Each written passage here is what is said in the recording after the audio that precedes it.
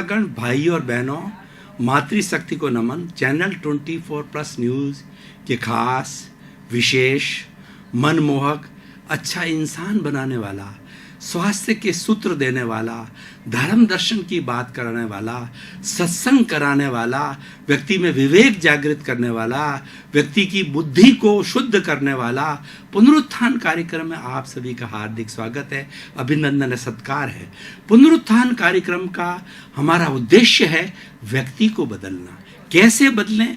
Positive thinking के द्वारा व्यक्ति को बदलना। इसी क्रम के अंदर हम प्रतिदिन पॉजिटिव थिंकिंग के नए नए विषय लेकर के आपके सामने उपस्थित होते हैं। तो आज का हमारा विषय है वो जीवन शैली से जुड़ा हुआ है। आज का हमारा विषय है स्वस्थ जीवन शैली के सूत्र। भाई और बहनों, दर्शकगण, श्रोतागण, बहुत ही सुंदर विषय है और ये विषय हृदयंगम करने वाला है। इस विषय को मात्र सुनने तक ही सीमित नहीं रखना है, जो सूत्र आपको मिले वो जीवन में उतारना है। क्योंकि कहा गया है नाणस्य सार माया रो, ज्ञान का सार आचार है। आज आपको ज्ञान मिलेगा, लेकिन वो ज्ञान जब तक आचार में नहीं उतरेगा, जब तक आपके जीवन में नहीं जाएगा, और मैं देशी भाषा में बात करूं, आपके गले के नीचे नहीं उतरेगा, तो लाभ नहीं देने वाला है। आपने एक पेन किलर की टेबलेट अपने हाथ में ले ली, लेकिन उसको आपने अगर मान लो मुंह में भी डाल दिया और थूक दिया, गले से नीचे नहीं उतारा, तो आपका पेन कम नहीं हो सकता है। हर चीज गले के नीचे उतरनी चाहिए। गले के नीचे नहीं उतरती है तो क्या होता है, इधर से सुना और इधर से निकल गया। वो सीधा इधर से निकालना नहीं है, बल्कि भीतर डालना है, हमारे आत्मसात करना है।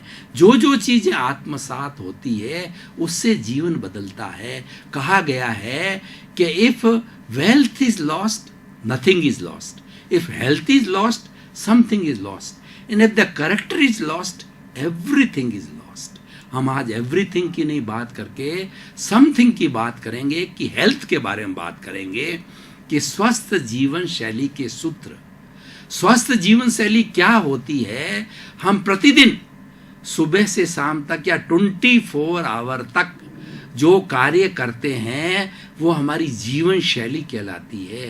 वो हमारा जीवन जीने का ढंग कहलाता है। वो वे ऑफ लिविंग कहलाता है। वो आर्ट ऑफ लिविंग कहलाता है। वो साइंस ऑफ लिविंग कहलाता है। और वह लाइफ स्टाइल कहलाती है। और वह जीवन शैली कहलाती है। आज जीवन शैली के ऊपर पूरे विश्व के अंदर बहुत बड़े बड़े वर्कशॉप हो रहे हैं, इंटरनेशनल सेमिनार हो रहे हैं और कॉन्फ्रेंसेस हो रही है। क्यों? क्योंकि this is the most burning issue. This is needed now A days. It is required. It is a burning issue. आजकल जीवन शैली बहुत बिगड़ गई है, और जीवन शैली बिगड़ने के कारण बीमारियां हावी हो गई है, और मनुष्य जो है धीरे धीरे नपुंसक बनता जा रहा है। जो ओज होना चाहिए, जो वीर्य होना चाहिए, खासकर से यौवन अवस्था के अंदर, वो आज गायब होता जा रहा है। आज किसी युवा को देखें तो उसके गाल पिचके हुए और मुंह मुरझाया हुआ बूढ़ा बूढ़ा लगता है। क्यों? कि उसकी लाइफ स्टाइल सही नहीं है। तो समय की अल्पता को देख करके लाइफ स्टाइल के तो बहुत से सूत्र है, लेकिन समय सीमित है, तो मैं मुख्य 5 सूत्रों की व्याख्या करूंगा कि किस तरीके से हमारी लाइफ स्टाइल, जीवन शैली अच्छी हो सकती है। तो पहला सूत्र मैं बता रहा हूं, भावक क्रिया। भावक क्रिया का अर्थ होता है कि प्रेजेंट में रहना, वर्तमान में जीना। Yesterday has gone away, tomorrow never exists. The moment of the present is with us to do something. कल कभी आता नहीं। कल किसने देखा? और काल करे सो आज कर, आज करे सो अब, पल में परले होएगी बहुरी, करेगा कब? कल नाम की कोई चीज नहीं है। आज करेंगे वही होगा। तो इसलिए भाई और बहनों, वर्तमान में जीना जो है ये सबसे अच्छी जो है जीवन शैली होती है। अब वर्तमान में कैसे जीना? देखिए, जो एक्टिविटी हम कर रहे हैं, 3 तरह की चीजें होती है, वृत्ति, प्रवृत्ति और प्रकृति। जो हम एक्टिविटी करते हैं, खाना पीना सोना बैठना उठना, ये वृत्ति है। और प्रवृत्ति क्या होती है, इसको हम बार बार करते हैं। खाना 3 टाइम खाते हैं, पढ़ना में भी बैठते हैं, सोने भी बैठते हैं, बार बार करते हैं, तो प्रवृत्ति रिपीटिशन होता है।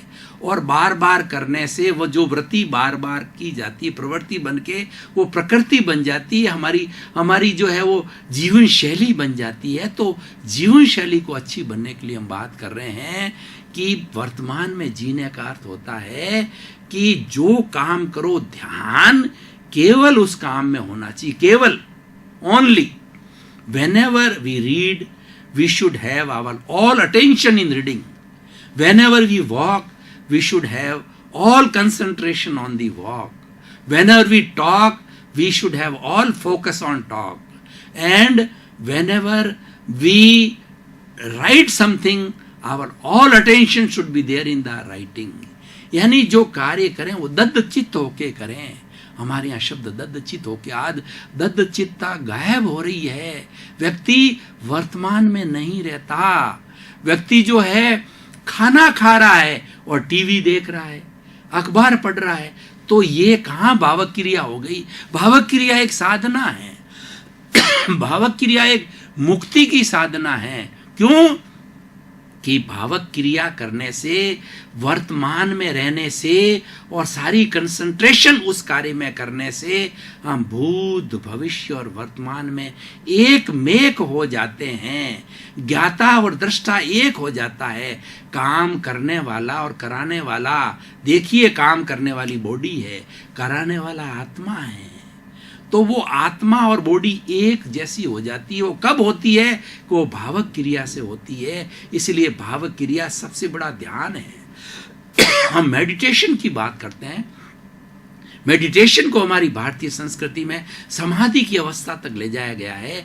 वो अगर आप भावक क्रिया करते हो तो वो समाधि से कम नहीं है। और अर्जुन को जो भगवान कृष्ण ने जितना भी जो उपदेश दिया वो सब भावक क्रिया का था। उसने हथियार डाल दिए। उन्होंने कहा ये तुम्हारे पर आरोपित है, तुम तो अपना कर्म करो और लगन के साथ में करो। तो ये जो लगन है ये हमें भावक क्रिया कराती है। हम केवल अपने लक्ष्य की ओर इंगित रहते हैं। मनुष्य जीवन अपने जीवन का लक्ष्य बना दे तो 50 साल जिए, 60 साल जिए, 70 साल जिए, लक्ष्य की तरफ ध्यान रहे। ये भावक क्रिया है, ये लंबी भावक क्रिया है। और हम 24 आवर्स की जीवन शैली की बात करते हैं। आप बात कर रहे हो और टेलीफोन उठा लिया आपने, तो क्या अर्थ हुआ। आप जो है व्हीकल चला रहे हो, इधर उधर देख रहे हो। व्हीकल चलाते हो, व्हीकल का सामने देखो। इस तरीके से समय की अल्पता को देख करके इसको बहुत कई एंगल से बताया जा सकता है। लेकिन भावक क्रिया का अर्थ होता है वर्तमान में जीना। जो कार्य करें सारी एकाग्रता उसमें रहनी चाहिए। यही एक मोक्ष साधना है, यही एक बहुत बड़ा मेडिटेशन है। दूसरा, प्रतिक्रिया विरति। आजकल सारी दुनिया में इतने झंझट क्यों हो रहे हैं, क्योंकि आज इंटरनेट का युग है। आज ग्लोबलाइजेशन, प्राइवेटाइजेशन, लिबरलाइजेशन का युग है। हर व्यक्ति होशियार हो गया है। एक आपका पोता बच्चा कहेगा कि दादाजी मैं तो आपसे ज़्यादा जानता हूँ, फट इंटरनेट खोला और वो जिस शब्द को हमने बोलते हैं उसके 10 पर्यायवाची उठा के ले आएगा। लेकिन ये ज्ञान हमें इंटरनेट से मिला हुआ है। लेकिन हमें प्रतिक्रिया विरति को रोकना है। यानी कोई व्यक्ति एक बात कहे तो उसको शांति से सुनो। हर आदमी आजकल रिएक्ट करता है। परिवार के अंदर, पब्लिक प्लेटफॉर्म के ऊपर, काम के अंदर, सरकार के अंदर, सब जगह रिएक्शन बहुत ज़्यादा बढ़ गया है।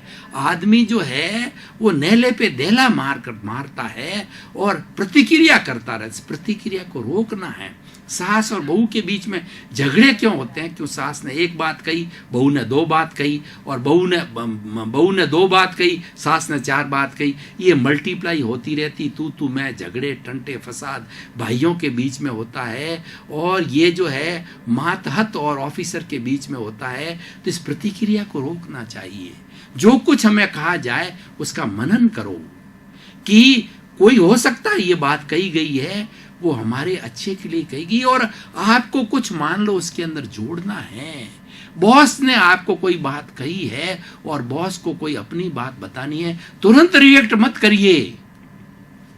थोड़ी देर मनन कीजिए। बॉस जब शांत आता हो जाता है, सर ये काम ऐसे नहीं ऐसे किया जाता है, ऐसे करेंगे तो कंपनी का फायदा होगा और आपका आदेश शिरोधार्य है, लेकिन कंपनी का इसमें फायदा है। बॉस भी देखेगा बड़ा समझदार आदमी है, लेकिन अगर वो तुरंत प्रतिक्रिया कर देता है कि नहीं ये तो गलत है, ऐसे नहीं किया जाना चाहिए, कंपनी को लॉस होगा, तो अफसर भड़क जाएगा, बॉस भड़क जाएगा। और ये आज हो रहा है, आज जीवन में यही हो रहा है।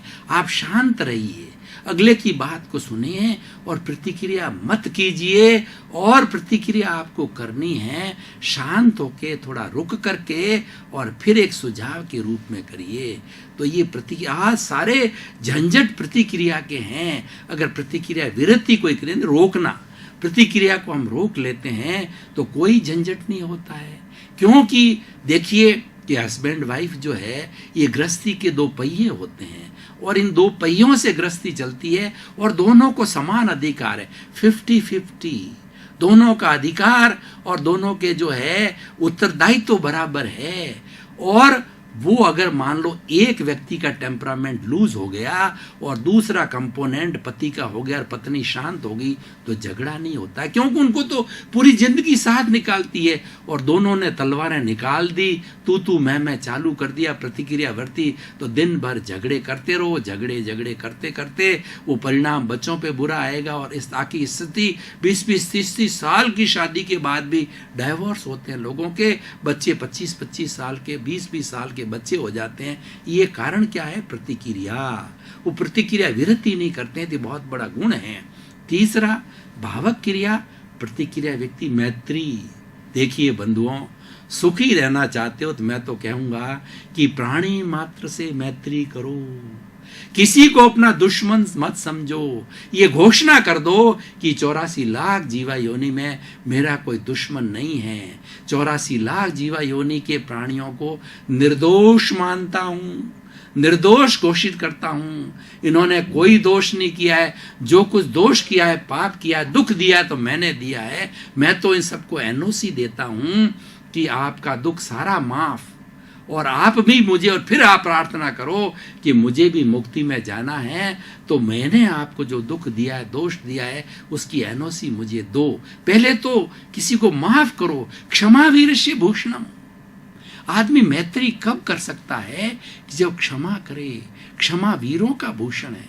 कायर व्यक्ति क्षमा नहीं करेगा, वो तो टिट फॉर टैट गएगा, वो ईंट का जवाब पत्थर से देगा, वो तो तैयार बैठा तना हुआ। लेकिन जो सूरवीर होता है, क्षमावान होता है, महान होता है, ईश्वर होता है, क्षमा कर देता। जीसस क्राइस्ट को जो है वो सूली पर चढ़ाया गया, उसके हाथों के वगैरह सबको बींद दिया गया, खून आ रहा है, लेकिन जीसस क्राइस्ट महान थे, भगवान थे। उन्होंने जो जेलर को या जो भी सामने थे उनको कहा कि इनको माफ कर दो, ये अज्ञानी लोग हैं, इनको पता नहीं कि ऐसा क्यों कर रहे हैं। ऐसा महान व्यक्तित्व, इसीलिए आज जीसस क्राइस्ट को जो है भगवान के रूप में माना, उन्होंने क्षमा किया।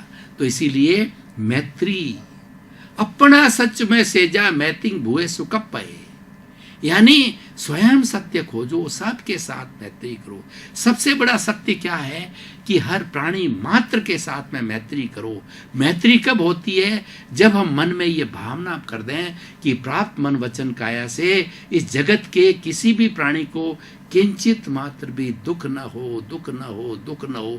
इससे बड़ा मेरी ख्याल से कोई मानव धर्म, कोई बड़ा सिद्धांत इस दुनिया में नहीं है। हम ये ईश्वर से प्रार्थना करें कि हे ईश्वर, मुझे ऐसी शक्ति दो, मैं किसी का बुरा मन से, वचन से, काया से, करने से, करवाने से, अनुमोदने से किसी का बुरा ना करूं।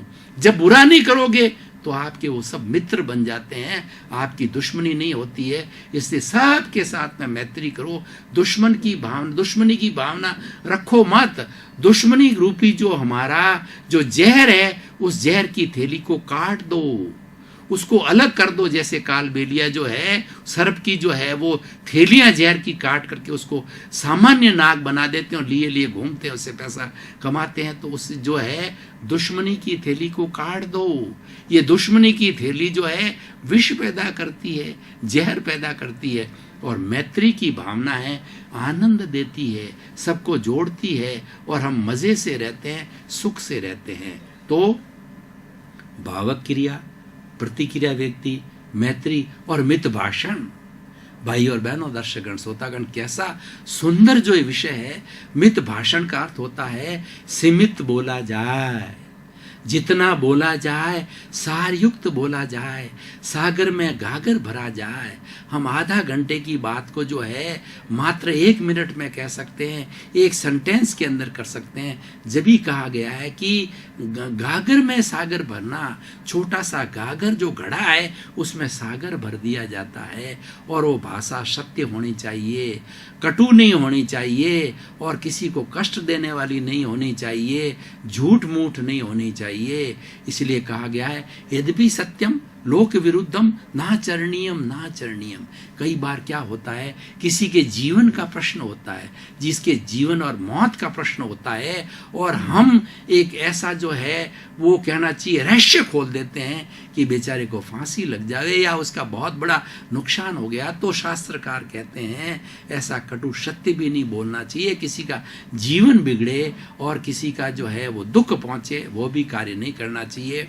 इसलिए हमेशा जीवन में एक नियम बना, क्योंकि जो ज़्यादा बोलता है उसकी प्राण शक्ति नष्ट होती है। कभी आपने सोचा है कि हमारी प्राण शक्ति ये ऊर्जा है, विटालिटी है, आज मैं बोल रहा हूँ मन से, वचन से, काया से, जो सारा कार्य करते हैं प्राण ऊर्जा से होता है। व्यक्ति घूमता है, फिरता है, बैठता है, कार्यकलाप जितना करता है, प्राण ऊर्जा कैसे बनती है? ये प्राण ऊर्जा 4 चीज़ों से बनती है, भोजन, पानी, सूर्य की अग्नि और उसके बाद के अंदर जो है भोजन, पानी, सूर्य की अग्नि और प्राण वायु। 4 चीज़ों से बनती है और ये थोड़ी थोड़ी बनती है और उसको सारे 24 आवर्स तक जो है हम बैटरी चार्ज करते हैं। उस बैटरी को 24 आवर्स तक काम लेना है तो उसको धीरे धीरे खर्च करना चाहिए। इसीलिए और ज़्यादा व्यक्ति ज़्यादा सोचता है, 20% ब्लड अकेला हमारा दिमाग खींच लेता है, क्योंकि सोचने में सबसे ज़्यादा जो ऊर्जा की आवश्यकता पड़ती, फिर बोलने में आवश्यकता पड़ती है। तो हमें थोड़ा बोलेंगे तो क्या होगा कि हमारी प्राण ऊर्जा कम खत्म होगी और थोड़े में अगला भी संतुष्ट हो जाएगा, समझ जाएगा। और व्यक्ति जो वाचाल होता है, ज़्यादा बोलता है, वो कभी न कभी झूठ बात करने लग जाता है, इधर उधर फालतू की बात करने लग जाता है, लड़ाई की बात करने लग जाता है, रहस्य उद्घाटन की बात करने लग जाता है और व्यक्ति जो है लड़ाई झगड़े में फंस जाता है, रिएक्शंस हो जाते हैं। तो इसीलिए मित भाषण। और एक सबसे 5वां जो है मुख्य चीज पे आ रहा हूं, मित भाषण, मिताहार। जैसा अन्न वैसा मन, और अन्न से मोक्ष की प्राप्ति होती है। हमारे एक अन्नमय कोश होता है जो हमें मोक्ष के अंदर ले जाता है। जैसा हम अन्न खाते हैं वैसे हमारा चिंतन होता है, वैसा हमारा भाव होता है, वैसे हमारे विचार होते हैं। तो भोजन कैसा होना चाहिए? हित, मित और रित होना चाहिए। हित का मतलब न्यूट्रिशियस। भोजन के अंदर पूरी कैलोरीज का एक चार्ट बना हुआ है कि जिसके अंदर जो है 20% प्रोटीन होना चाहिए, 10% फैट होना चाहिए और हमारे 10% जो है उसके अंदर विटामिन्स होने चाहिए, मिनरल्स होने चाहिए और इस तरीके से पूरा 100% का एक चार्ट बना होता है। तो वो था हितकर भोजन। मित का मतलब मात्रा में खाना चाहिए। ज़्यादा भोजन खाते हैं तो नींद आती है, गैस बन जाती है। भोजन के लिए कहा जाता है कि हमारा जो पेट है उसके 4 भाग करो, 2 भाग के अंदर सॉलिड भोजन को डाला जाए, 1 भाग पानी के लिए, 1 भाग गैस के लिए। हम ज़्यादा खा लेते हैं तो गैस के लिए नहीं रहता, अपच हो जाती है, अजीर्ण हो जाता है, व्यक्ति तड़पता रहता है, आफरा चढ़ जाता है। तो वो एक अच्छी जीवन शैली नहीं है। तो इसीलिए हमें भोजन हित मित रित होना चाहिए, यानी मित भाषण और मिताहार करना चाहिए। तो 5 सूत्र हम आपको दे रहे हैं भाई और बहनों, दर्शकगण, श्रोतागण। भावक क्रिया, प्रतिक्रिया व्यक्ति, मैत्री, मित भाषण मिताहार। और मैं आपसे गुजारिश करता हूँ, निवेदन करता हूँ, खास करके हमारी युवा पीढ़ी को और सभी से निवेदन करता हूँ कि स्वास्थ्य सबको चाहिए।